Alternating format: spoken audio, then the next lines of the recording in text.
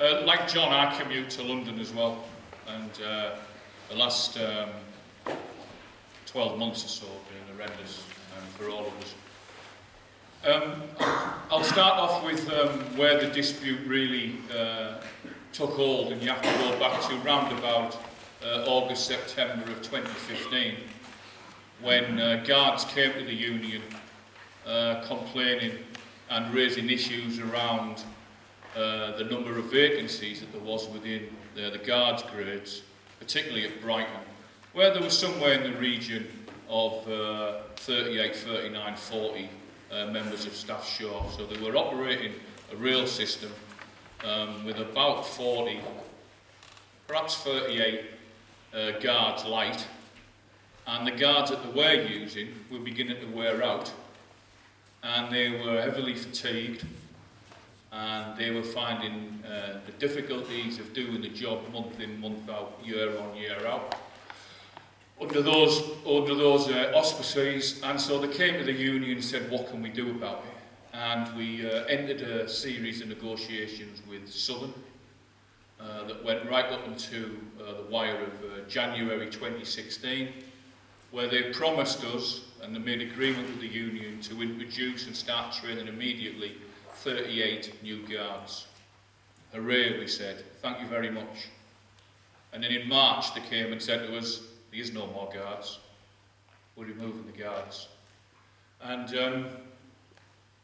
as you can imagine, that caused a little bit of a problem and a little bit of a hiccup amongst our guard members whose livelihoods were then going to be affected.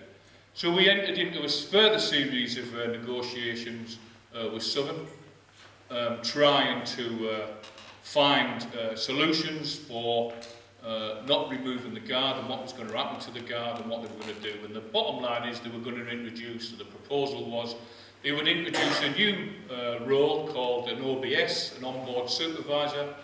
They would remove the operational safety from the guard, which had been with the guard for about 140 years, give or take the odd weekend. And they were going to let the OBS deal with customers and seats and baggage and luggage and so on and so forth. Now this causes serious problems for us as a trade union, but more importantly, it causes serious problems for the rail industry, because, you know, unilaterally, some of these companies, they haven't really got the authority to start removing guards without being able to safely justify that and prove that to everybody's satisfaction and concern. And I'm going to tell you now, they couldn't do that. And to this day, they can't do that. And so they went to some big hitters. They went to the Railway RSSB, the Railway Standards and Safety Board. They went to the ORR, the Office of Road and Rail. They went to the DFT. And lo and behold, they got all of those organisations, some of them supposed to be independent, to line up with them and tell us, and ASLEF, that the proposals for removing the operational safety role from the guard, and they call them an OBS, was completely safe, was completely compliant with all rules and regulations, and that basically that's what was happening, and end of story. You go away and do what you wish to do. But the problem with all that is, it isn't safe, it's never been safe, and it still isn't safe. And although those big hitters and organisations have lined up to say that it is, slowly but surely, and it's been a long drawn out affair, believe me, slowly but surely, things are beginning to change. There's a little bit of revisionism going on by the ORR. Yesterday, as late as today, but certainly yesterday, made a presentation on their own website where they said that 8 clauses had to be met for the introduction of ORR. Sorry, for the introduction of DOO. All these different words and titles and numbers. I'll just run that past you again so you're clear. The ORR are saying that DOO, driver-only operation, if after 1 year of a dispute, if these 8 standards are met, then we're on the road to somewhere being towards safe. The problem is they've tried to introduce it before the 8 standards are met, and this was only issued yesterday. The 8 standards can't be met. I guess they can be met somewhere around about 2025, 2030 or 2040, but they can't be met in 2017 and they can't be met in 2018 because lots of them are major, significant engineering issues relating to platforms and access and train designs and so on and so forth. So our position is, after 33 on Saturday will be the 33rd day of strike action by guards at Southern, is that our guards still maintain that they should, not them particularly, but there should be a guard on the train because that is the safest way of operation. And the reason why guards are being removed from trains has got nothing to do with improved safety or any new techniques about looking after the passengers. It's to make an extra profit and an extra buck from the franchise. And you will know when you read the papers, and I know you're all well informed and make great efforts to understand what's going on. We have further disputes with my union in Merseyrail and with Great Northern. Great Northern is the only franchise that's bigger than Southern stroke GTR. And the reason why Southern GTR was brought together, these 4 parties, quite clearly, is so they could have this attack upon us and the guards first. If you could break these southern routes, the commuter routes, then everybody else and the organisations and everybody else across the railway industry would just fall into place. And what they weren't expecting was the absolute magnificent response from the trade unionists within the rail industry and broader afield, who rallied and said, it's not only wrong for us, it's wrong for the societies that we're living in. It's wrong for people who are paying the highest rail fares in Europe not to have the safest train system in Europe. And we accept that we have got, and I'm 30 years on the railway, and I commute to London, we have the safest railway system in Europe. But we have it because of all the checks and the balances and the counterbalances that go with it, and we pay for it through those expensive fares. So removing somebody as an insurance policy does not make it safer. It makes the shareholders a little bit richer. Because ultimately, that's the bottom line of what it's about.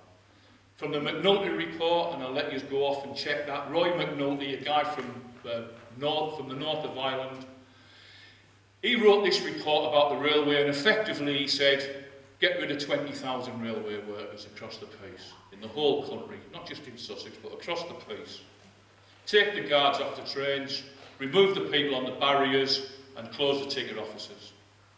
And this is what we're in the middle of, and this is what the process is that's undertaking right in front of us as we speak in modern day history right now. That is what is happening, that's what part of this is about. And so we've had everything thrown at us, that the tube's safe without any guards on it. Well, I'll tell you it isn't.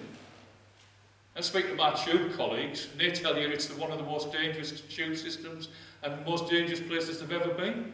Because there are so many people on the platforms. The railways are booming, they really are. The investment's going in, it really is.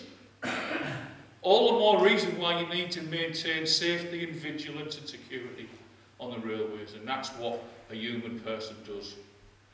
So we've had lots of attacks about how we've got our figures wrong. We've had lots of attacks upon us about how DOO, why is it that 70% of southern trains are DOO? Well, put that to bed. 70% of GTR trains are DOO, because that's why they brought the conglomerate of the 4 companies together, to try and swivel those figures that say that across the GTR piece, 70% of the trains are DOO. So I'll explain to you very quickly how in previous generations people agreed that DOO could operate. The first area, DOO is driver-only operation, which means there's no other person on the train except the driver.